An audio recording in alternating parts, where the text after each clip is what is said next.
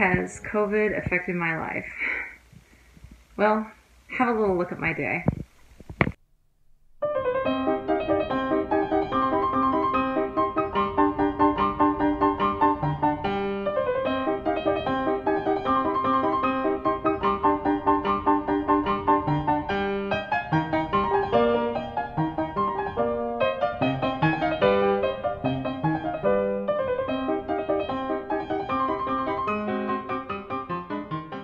This little video segment really just doesn't do it justice, and I can honestly say for the first time in my entire teaching career of 23 years that I've never felt so exhausted and burnt out only 4 weeks into the school year. And I think a lot of it might be that it just doesn't seem like there's ever been a break.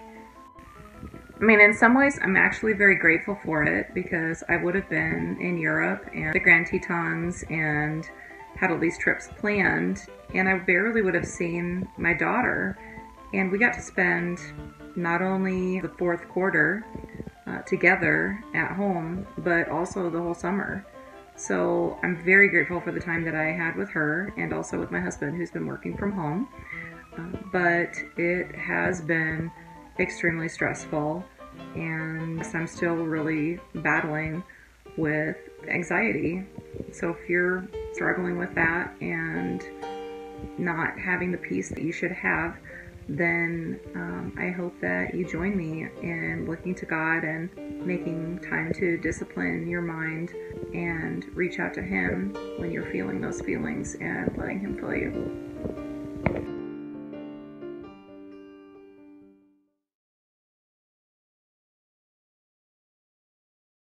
From the highest of heights to the depths of the sea, creation's revealing your majesty, your majesty. From the color of fall to the fragrance of spring, every creature unique in the song that it sings, all exclaiming, indescribable, uncontainable. You place the stars in the sky and you know them by name. You are amazing God, all powerful, untamable. Awestruck we fall to our knees as we humbly proclaim, you are amazing God, who has told every lightning bolt where it should go, or seen heavenly storehouses laden with snow,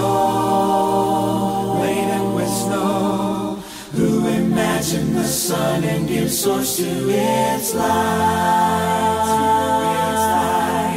yet conceals it to bring us the coolness by night. None can fathom, indescribable, uncontainable. You place the stars in the sky and you know them by name. You are amazing God, all powerful, untamable. Awestruck we fall to our knees as we humbly proclaim, you are amazing God, indescribable, uncontainable. You place the stars in the sky and you know them by name. You are amazing God, incomparable, unchangeable. You see the depths of my heart and you love me the same. You are amazing God, amazing God.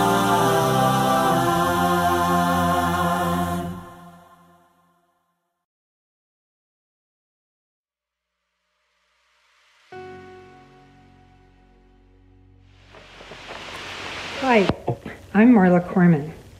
Have you ever cared about someone so much that you wanted to learn everything you could about them?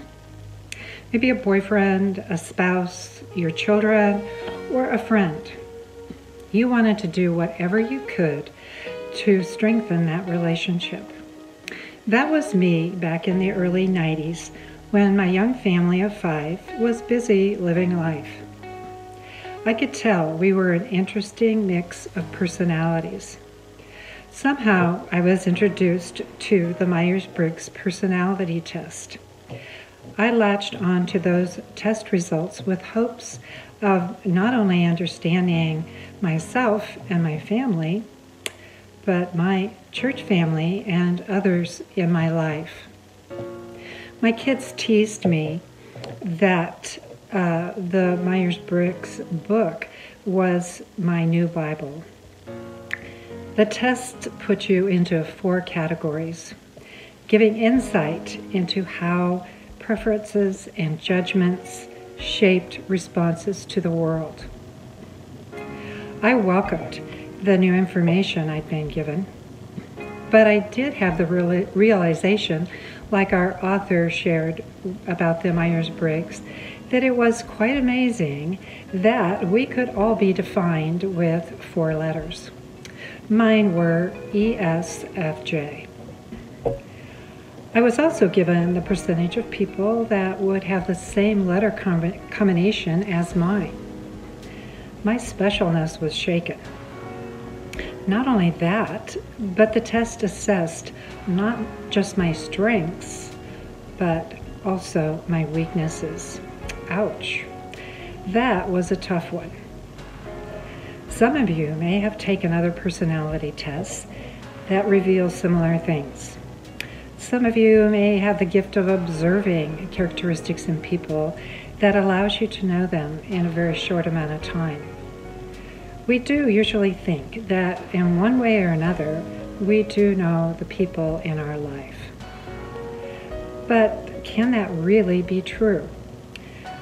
We all like to show our finer qualities, and then we strategically hide our weaknesses. With some people, we can accomplish that. As the Bible says, man looks on the outward appearance.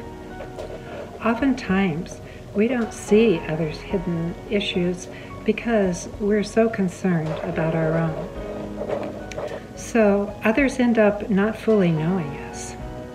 But far more concerning is that we don't and can't know ourselves.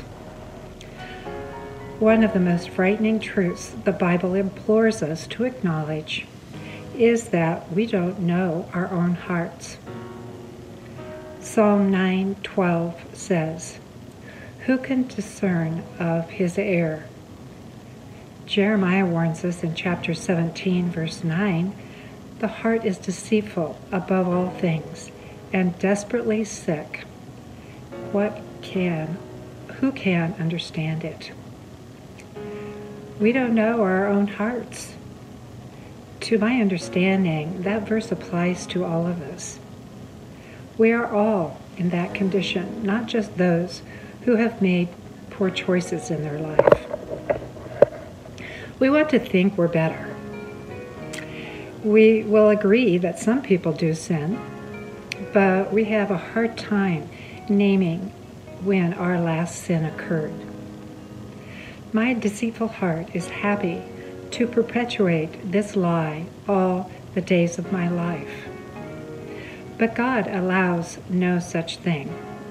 He graciously holds up the mirror of His Word, and my heart is laid bare. I am reminded that I am fully knowable and fully known. God can see into my heart. He is an expert on me. Psalms 139, 1-6 says, "You discern my thoughts from afar. You search out my path and my lying down, and are acquainted with all my ways. Even before a word is on my tongue, behold, O Lord, you know it altogether. You hem me in, behind and before, and lay your hand upon me. Such knowledge is too wonderful for me. It is high. I cannot attain it. God knows me fully. Every thought and every intention, every perception and every judgment, every response to the world around me, no personality test required. He understands my biggest strengths and my perplexing sins. Nothing is hidden before the one who formed our innermost being, and because I'm fully known, I am fully free to love the God I know only in part. Though God knows us fully, He has kept parts of Him a mystery. I don't know Him fully, and what little I do know is cause for the deepest love the human heart can produce. I will spend my lifetime discovering who God is. According to Jesus, knowing God is the fundamental aim of life. The truth of who God is surrounds us.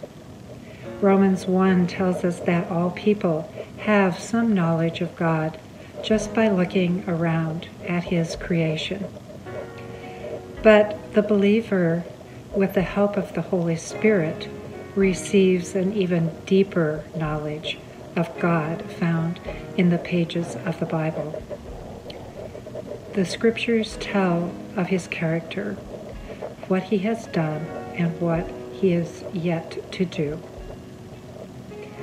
But even with the Bible and what it tells us of God, He can't be fully known by us. The human mind can't fully comprehend an infinite God. We can rest assured that what the Bible tells us about God is sufficient for our salvation and sanctification. Though we know Him in part, we can love Him deeply. No doubt we will spend eternity to know God more fully. But God is infinitely good. The things that we don't know about God are only good things. We can't say the same thing about each other. If you were able to learn everything you don't know about me, you would learn both good and bad. The Myers-Briggs test got that right, referring to our strengths and weaknesses. We all have sin in our life. The secret attributes of God, should we come to learn them, would bring us nothing but pleasure and assurance. The infinite unknown of God holds no faith-shattering duplicity, just a multiplicity of perfections waiting to be discovered. Did I become an expert on the personalities of my family? You probably already know I did not. Only God is. Did I become an expert on myself? Not at all. Only God is. And no, I'm not an expert on God. Only God is. But He reveals Himself to those who seek Him. And seeing who He is, we see ourselves more clearly. As 1 Corinthians 13:12 says, though now we know in part, one day we will know fully, even as we have been fully known. We will have an eternity to learn of His perfections. Until then, let's pursue with eagerness what we can know of Him in this life.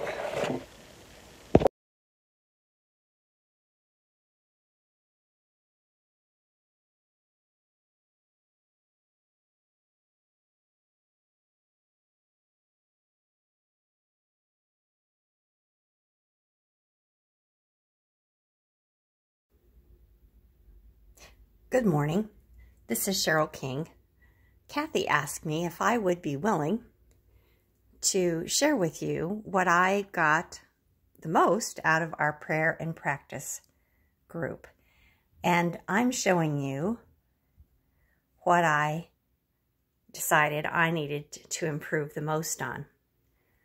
While I've always been a continual prayer, I probably pray 15, 20 times a day.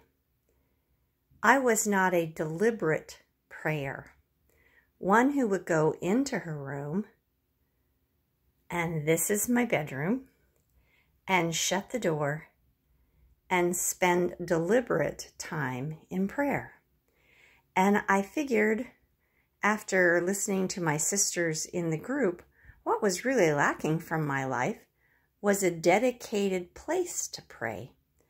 So, enter my prayer bench. The week after I heard that a lot of the ladies had a dedicated room or a dedicated chair in their house, I decided I needed a prayer stool. So this is what I purchased, and I used it often. I use it more than I ever thought I would.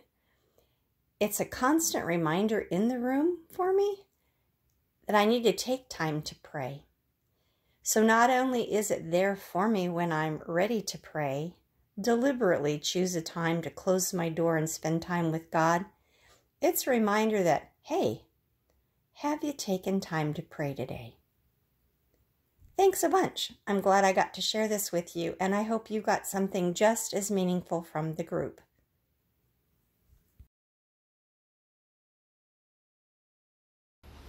Psalms 139. You have searched me, Lord, and you know me. You know when I sit and when I rise. You perceive my thoughts from afar.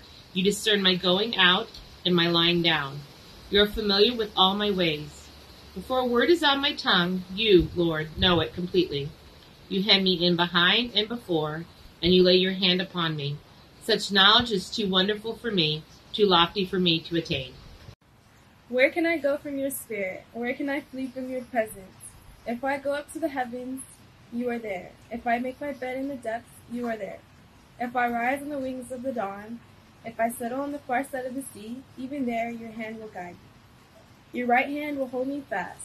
If I say, surely the darkness will hide me, and the light become night around me, even the darkness will not be dark to you. The night will shine like the day, for darkness is light to you. For you created my inmost being, you knit me together in my mother's womb. I praise you because I am fearfully and wonderfully made. Your works are wonderful, I know that full well. My frame was not hidden from you when I was made in the secret place, when I was woven together in the depths of the earth. Your eyes saw me, my unformed body. All the days ordained for me were written in your book, before one of them came to be. How precious to me are your thoughts, God, how vast is the sum of them. Were I to count them, they would outnumber the grains of sand. When I awake, I am still with you. If only God would slay the wicked away from me.